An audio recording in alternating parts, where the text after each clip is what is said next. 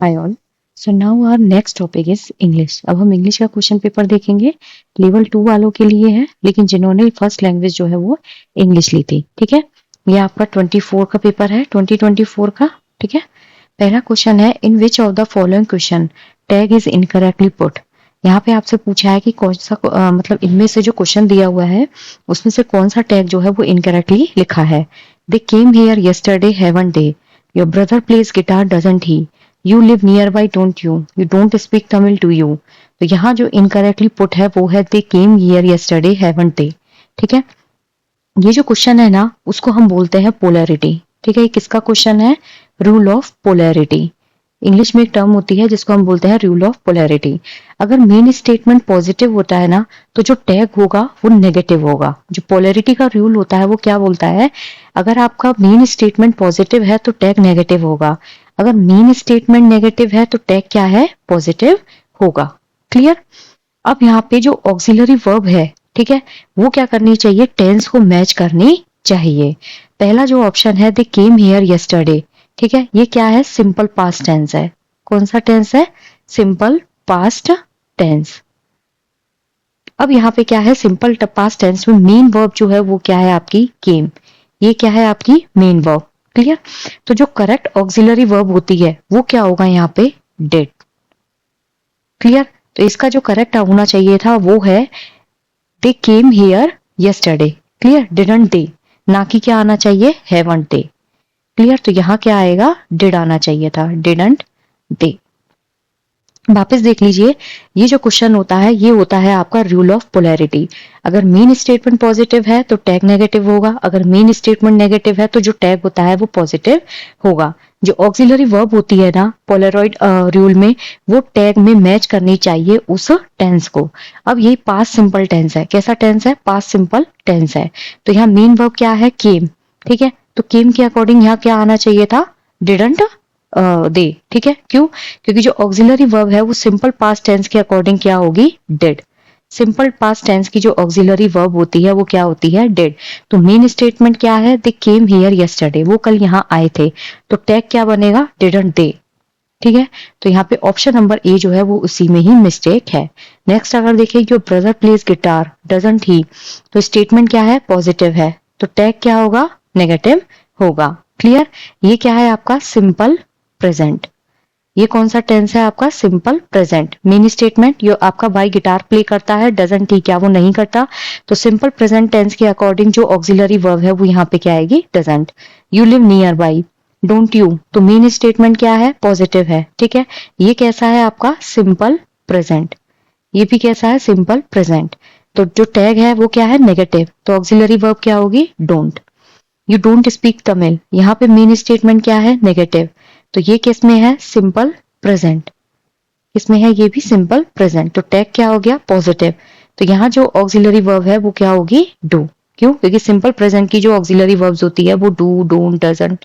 ठीक है, नेक्स्ट है आपका when language is learn naturally and without any systematic practice then it is called as. जब language जो होती है उसको नेचुरली बोला जाता है बिना किसी सिस्टमेटिक प्रैक्टिस के, तब हम उसको क्या बोलते हैं? उसको कहा जाता है फर्स्ट लैंग्वेज। ठीक है, एक होता है डर्थ, एक होता है एक्विजिशन और एक होता है इरुडिशन।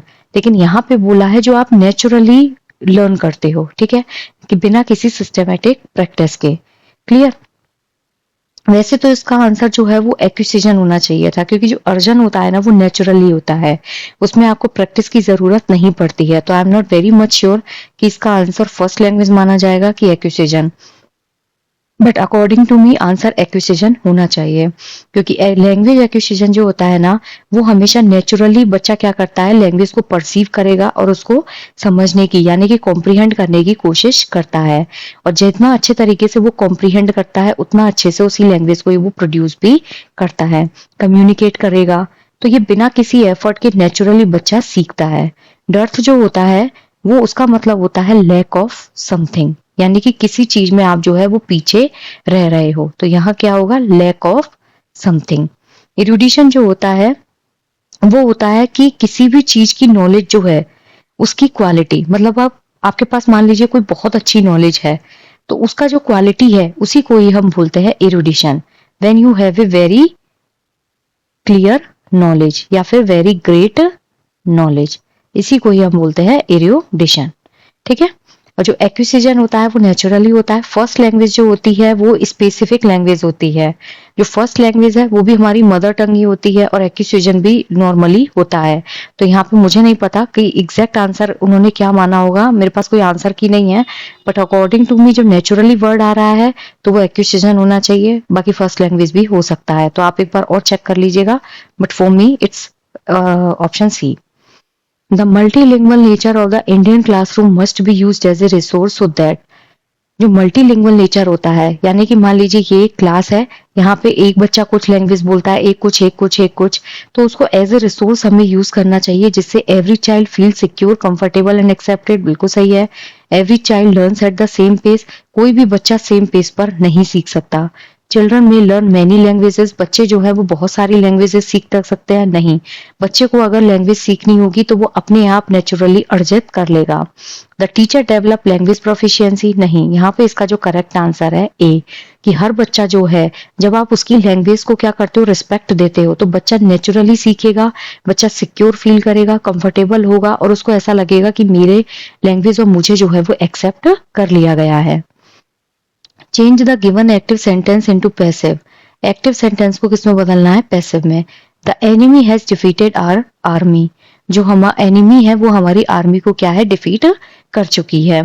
तो यहाँ इसको चेंज करने के लिए हम क्या करेंगे, जो इसका करेक्ट आंसर है that is our army has been defeated, जो हमारी आर्मी है उसे डिफीट किया जा चुका है। ये क्या है, पैसिव। क्लियर। जब एक्टिव वॉइस जो होती है उसको जब हम पैसिव वॉइस में कन्वर्ट करते हैं ना, तो जो एक्टिव सेंटेंस होता है, जो एक्टिव सेंटेंस है इसका जो ऑब्जेक्ट होता है ये क्या है, सब्जेक्ट, ये यहाँ क्या है, ऑब्जेक्ट। जब आप इसको पैसिव वॉइस में कन्वर्ट करोगे तो एक्टिव सेंटेंस का क्या है, ये ऑब्जेक्ट, ये किस में बदल जाता है, पैसिव सेंटेंस के सब्जेक्ट में। यहाँ ये क्या है, ऑब्जेक्ट है, यहाँ किस में बदल गया, ये सब्जेक्ट में, किस में कन्वर्ट हो गया, सब्जेक्ट में। ठीक है। और जो वर्ब होती है, ठीक है, वो किस में बदल जाती है, to be. Clear. To be plus आप जो भी पास्ट पार्टिसिपल यूज करना चाहते हैं उसके साथ ये कन्वर्ट हो जाती है। तो बेसिकली क्या आता है कि subject plus verb plus object. ठीक है। तो यहाँ पे सब्जेक्ट क्या है, एक्टिव सेंटेंस में एनिमी जो है वो यहाँ पे सब्जेक्ट है, वर्ब क्या है, हैज डिफीटेड, ऑब्जेक्ट क्या है, आवर आर्मी। क्लियर। अब जो मी एक्टिव सेंटेंस है उसका ऑब्जेक्ट को हम क्या बना देंगे, पैसिव सेंटेंस का subject.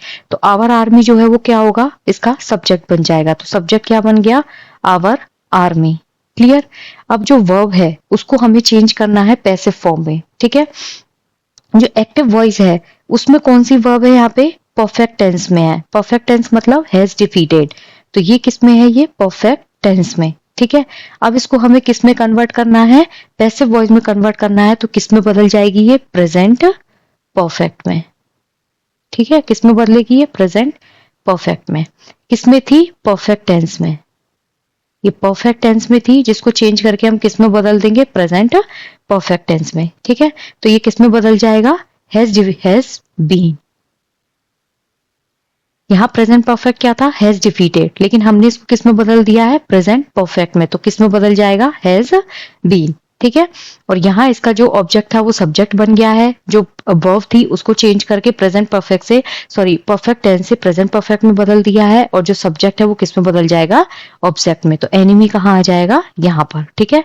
So our army has been defeated by the enemy. Clear. तो यहाँ क्या हो गया आपका, option number A is correct. Next है, these mangoes are almost ripe. Identify the part of speech of the underlined word. Noun, adjective, verb और adverb. जो almost होता है ना वो क्या होता है आपका, adverb होता है। ठीक है। almost क्या करता है, ये बेसिकली डिफाइन कर रहा है जो ripeness है। ripe क्या है, मैंगोज की विशेषता है। ये जो मैंगोज हैं वो ऑलमोस्ट खट्टे हो चुके हैं। तो आम की विशेषता क्या है, एडजेक्टिव क्या हुआ यहाँ, राइप। हिंदी में हम विशेषण बोलते हैं जो किसी चीज की विशेषता बताए, तो मैंगोज खट्टे हैं, ये क्या है, इसकी विशेषता है। लेकिन ये जो राइप है, मैंगोज की जो खट्टे होने की डिग्री है, मतलब किस हद तक वो खट्टे हो चुके हैं, उसको कौन बता रहा है यहाँ पे, ऑलमोस्ट। तो ये क्या है, यहाँ पे एडवर्ब है। ठीक है। बेसिकली जो एडवर्ब्स होते हैं ना, वो वर्ब को और एडजेक्टिव जो है उनको मॉडिफाई करने का काम करते हैं, और उनके बारे में एक जो इंफॉर्मेशन होती है, मतलब एक विस्तार से जो इंफॉर्मेशन होती है वो ये प्रोवाइड करते हैं। क्लियर? तो यहाँ क्या होगा? Option number D. Turn the following into indirect speech. So help me heaven, he cried, I will never steal again. तो यहाँ पे जो आपका आंसर होगा 36 में, that is option number C. He called upon heaven to witness his resolve never to steal again. Direct speech को जब भी हम इनडायरेक्ट स्पीच में कन्वर्ट करते हैं तो जो टेंस होता है, ठीक है, वो क्या होता है? चेंज हो जाता है। और जो वर्ब होती है उसको हम बेसिकली इस तरीके से कन्वर्ट करते हैं कि जो इंटेंशन और एक्शन है उसको क्लियरली बताया जा सके। सो हेल्प मी हेवन, ठीक है, ये क्या है? वो एक प्लीड कर रहा है, मतलब भगवान जो है, हेवन जो है, उससे क्या कर रहा है? प्लीड कर रहा है, जो कि उसने, मतलब जो डायरेक्ट पार्ट है इसका, ये वाला जो है वो इसका क्या है? डायरेक्ट पार्ट है, आई विल नेवर स्टील अगेन। ठीक है, तो यहाँ पे अब इसको अगर कन्वे करना है किसमें? इनडायरेक्ट स्पीच में, तो वो कैसे बोलेगा कि his resolve never to steal again. उसने हेवन को क्या किया? आवाज दी। मतलब यहाँ पे तो है सो हेल्प मी हेवन, यहाँ पे उसने क्या बोला है? डायरेक्ट बोला है ही cried I will never steal again. अब यहाँ पे ही उसको इसने क्या कर दिया है? इनडायरेक्ट प्लीड किया है कि वो कभी भी आगे से चोरी नहीं करेगा, अभी क्या करे? उसको बचा लो। ठीक है, तो ये होता है आपका direct to indirect speech. Next है fill in the blanks with suitable form of verb. Let's wait till he dash his home. यहाँ पे आपको correct fill in the blank जो है, वर्ब जो है, उसका यूज करना है। तो यहाँ इसका जो करेक्ट आंसर होगा that is option number B. Let's wait till he reaches his home. ठीक है, इसमें प्रेजेंट सिंपल टेंस यूज हुआ है, तो प्रेजेंट सिंपल टेंस जो होता है उसके केस में हम क्या लगाते हैं? कौन सा कंजक्शन यूज होगा? रीचेस। ठीक है, तो यहाँ पे क्या है? Option number B. Choose the most suitable word for the given phrase. Study of language is called.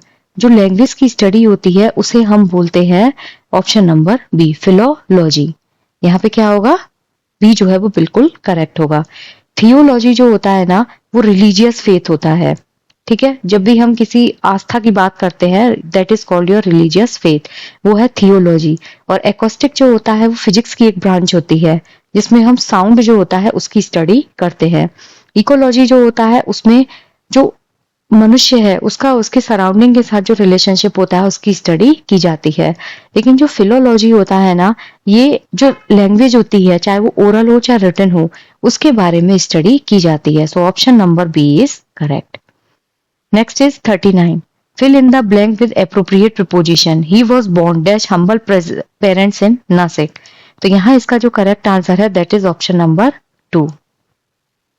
वो जो है वो नासिक में अंबल फैमिली जो है वहां पे पैदा हुआ था। क्लियर? तो यहाँ क्या है? जब भी हम बोर्न का यूज करते हैं या किसी पेरेंट्स की बात होती है तो वहां पे बेसिकली हम टू जो होता है उसको यूज करते हैं। क्लियर? तो यहाँ ऑप्शन नंबर बी जो है वो बिल्कुल करेक्ट, ऑप्शन नंबर ए जो है वो बिल्कुल करेक्ट हो जाएगा।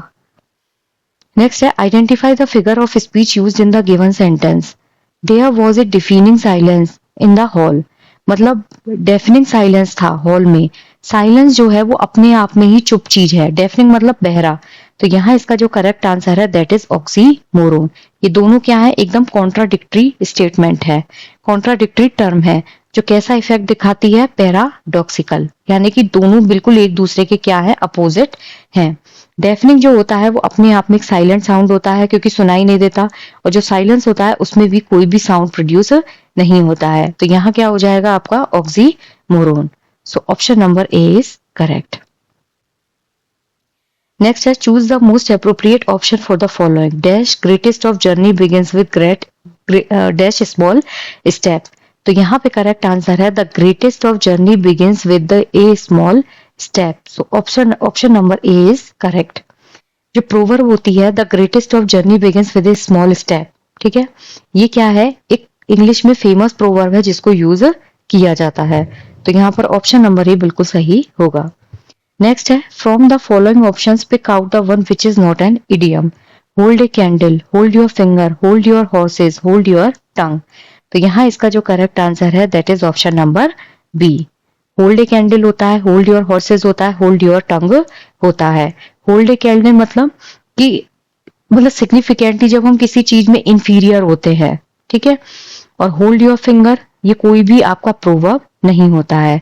होल्ड योर हॉर्सेस जहां पे वेट करने के लिए बोला जाता है, ये किसके सेंस में यूज होता है, वेट या फिर स्लो डाउन, धीरे चलना ऐसे।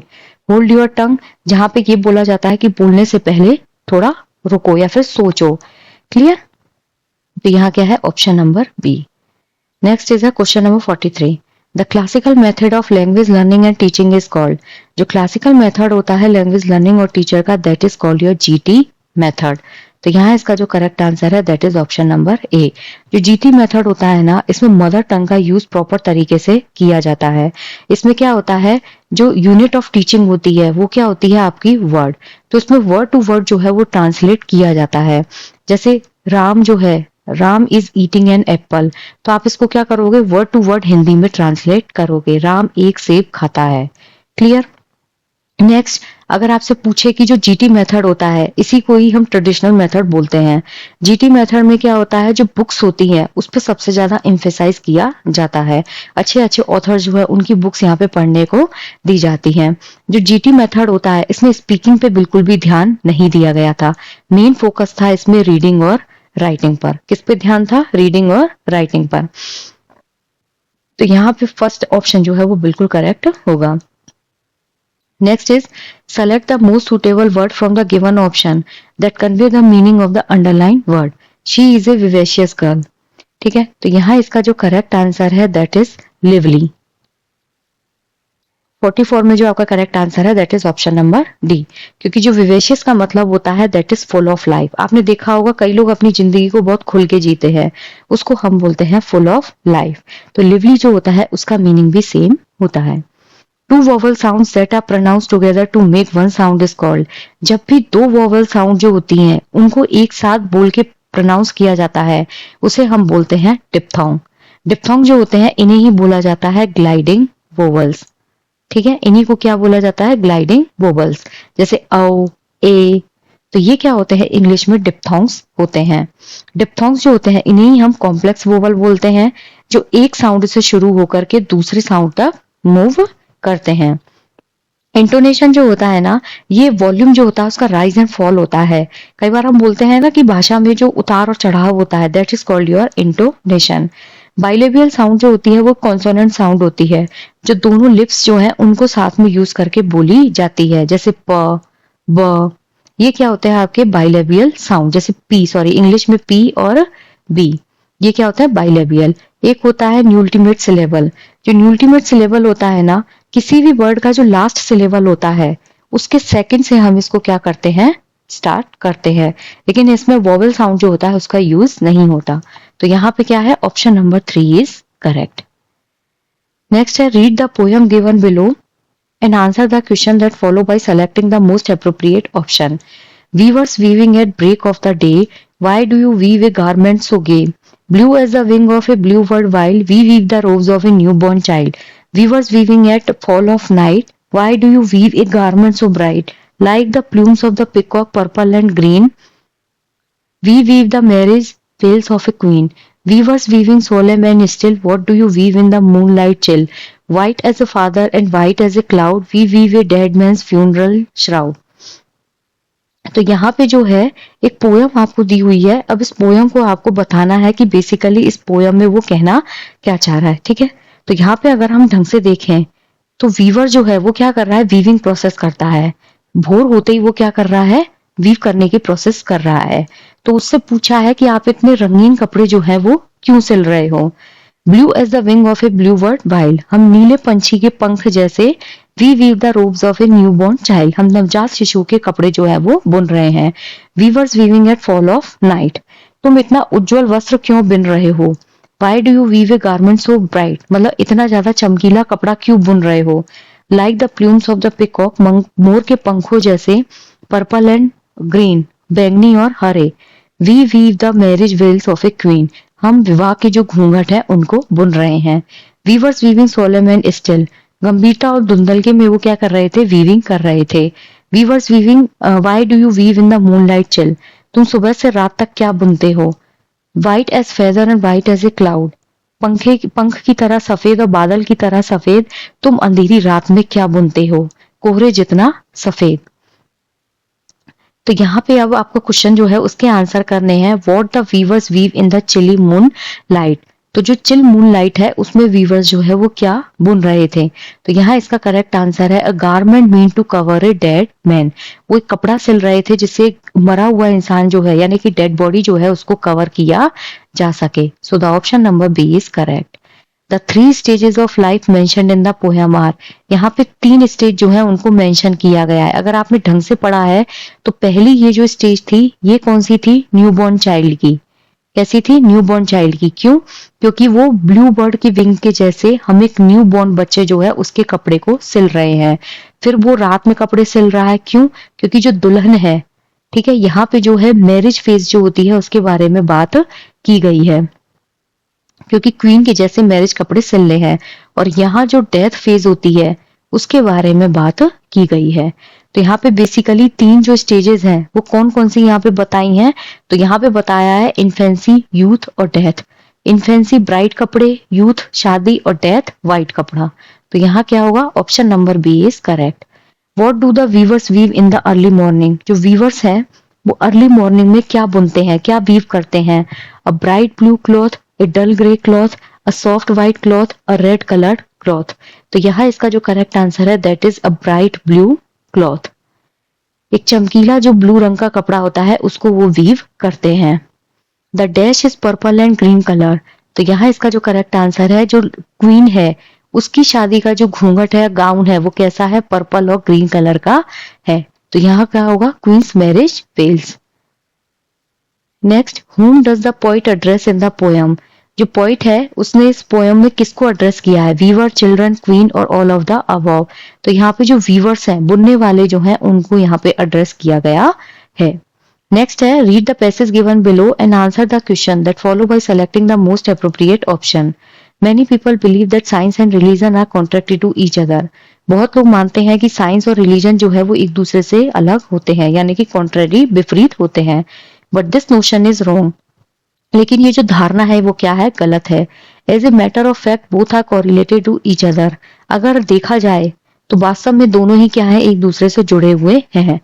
There is no doubt that the method of science and religion are different, इसमें कोई संदेह नहीं कि विज्ञान और धर्म जो है उनके जो मेथड्स है वो अलग अलग हैं।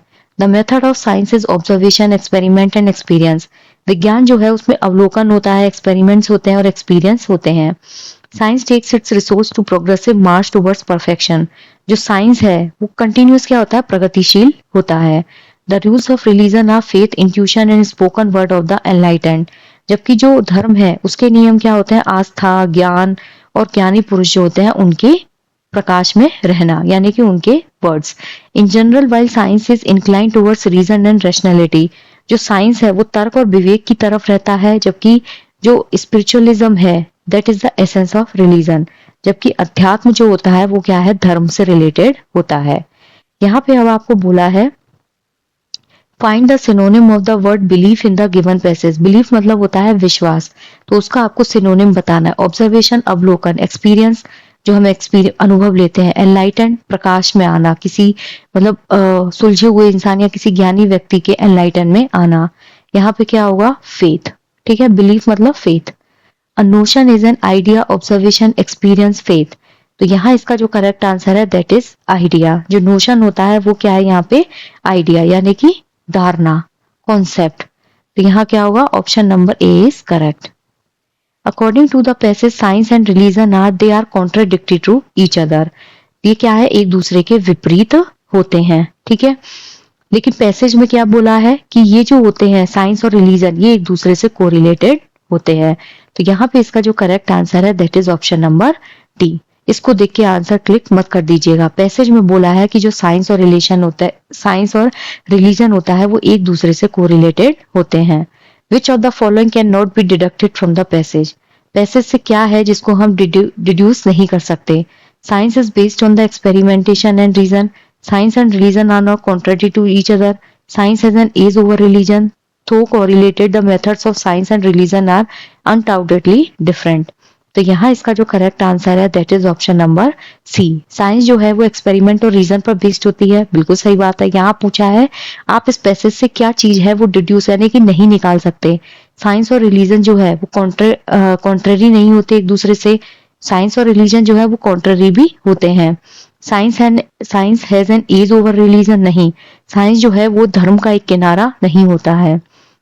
दो correlated the methods of science and religion are undoubtedly different, ये भी सही है, लेकिन यहाँ गलत क्या है, option number C. Which is the nearest meaning of the intuition. Intuition होता है किसी भी चीज को फील करना।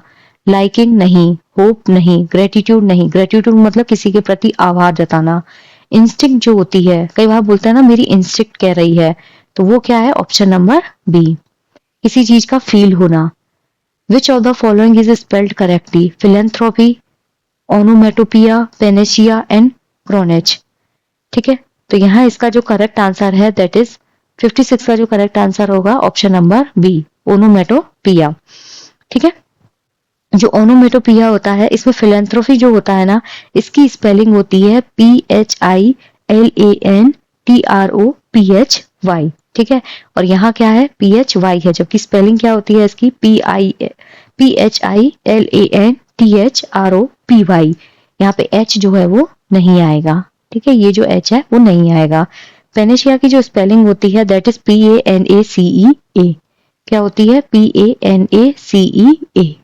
ठीक है, ये ए यहाँ पे नहीं आएगा। क्रोनिक जो होता है वो क्रोनिश नहीं होता है, दैट इज क्रोनिक। क्लियर, तो यहाँ क्या है, option number B is correct. Next है choose the most suitable option that describe the meaning of the underline idiom या phrase. I am told he has got into hot water. इसका मतलब अगर आपको नहीं भी पता है ना तो भी आप गैस कर सकते हैं, गर्म पानी में जाने का मतलब क्या है, कि मतलब मुसीबत जो है उसको गले लगाना। तो he got into trouble, so option number D is correct. Next is which of the following first formulated three language formula. सबसे पहले जो थ्री लैंग्वेज फॉर्मूला है वो किसने फॉर्मुलेट किया था, तो सबसे पहले ये दिया था नेशनल एजुकेशन पॉलिसी 1968 में। ठीक है, जो 1968 में पॉलिसी आई थी उसमें थ्री लैंग्वेज फॉर्मूला जो है उसको मल्टीलिंगुअलिज्म के थ्रू प्रमोट किया गया था। क्लियर, कि जो बच्चे होते हैं वो अपनी रीजनल लैंग्वेज जो है, चाहे वो हिंदी हो चाहे इंग्लिश हो, उसमें जब रहते हैं तो अपने आप को सिक्योर फील करते हैं। फर्स्ट लैंग्वेज जो है वो उनकी नेटिव होनी चाहिए, मदर टंग। फर्स्ट लैंग्वेज जो है वो उनकी कैसी होनी चाहिए, first language, second language and third language. ये होता है थ्री लैंग्वेज फॉर्मूला। जो फर्स्ट लैंग्वेज है वो क्या होनी चाहिए इनकी, जो रीजनल लैंग्वेज है जो बच्चा बोलता है। सेकंड लैंग्वेज जो है वो इनकी हिंदी होनी चाहिए, और थर्ड लैंग्वेज जो है जो भी ये लेना चाहें। तो यहाँ क्या है, option number A is correct. Arrange the following to make a meaningful sentence. अब यहाँ पे ये जो सेंटेंसेस हैं इनको अरेंज करके एक मीनिंगफुल सेंटेंस बनाना है। As you listen to note down points it is important. तो यहाँ इसका जो करेक्ट आंसर होगा दैट इज, पहले क्या आएगा, इट इज इम्पोर्टेंट, ये ए आएगा। ठीक है, it's important to note down, फिर आएगा टू नोट डाउन, फिर आएगा पॉइंट्स एज यू लिसन। ठीक है, तो यहाँ पे करेक्ट अरेंजमेंट क्या है आपका, it's very important to note down the points as you listen. So option number C is correct. Brainstorming technique जो होती है वो यूजफुल होती है। तो ब्रेन स्टॉर्मिंग टेक्निक जो होती है उसमें क्या होता है, बच्चा खुद से चीजों को करके सीखता है। इसमें बच्चे को जो है वो खुद से अपने ज्ञान का निर्माण करवाया जाता है। तो यहाँ पे overcoming the problem of spelling, helping student in forming new sentences, improving students spontaneous sensitivity, developing learners vocabulary नहीं। ब्रेन स्टॉर्मिंग में बच्चे का जो दिमाग है उसको यूज करवाया जाता है। तो बच्चे की हेल्प करना नए नए सेंटेंसेस बनाने में। जब बच्चा नए नए सेंटेंसेस बनाएगा तो अपने ज्ञान का निर्माण वो खुद ही करता है। जब वो कंस्ट्रक्शन सीखेगा, नई सेंटेंस बनाएगा तो सेंटेंस को कंस्ट्रक्ट करेगा, वहीं पे बच्चा अपने ज्ञान का निर्माण खुद से करता है। सो आई जस्ट होप गाइस कि आपको ये सारे आंसर समझ में आए हों। अगर किसी भी क्वेश्चन में आपको कोई भी डाउट लगे तो आप कमेंट सेक्शन में बता सकते हैं। Thank you so much. और अगर कोई भी क्वेश्चन आपको ऐसा लगे, क्योंकि मैं वापस बोल रही हूँ I don't have any official answer की, तो जो मुझे सही लगे हैं मैंने वही बताए हैं।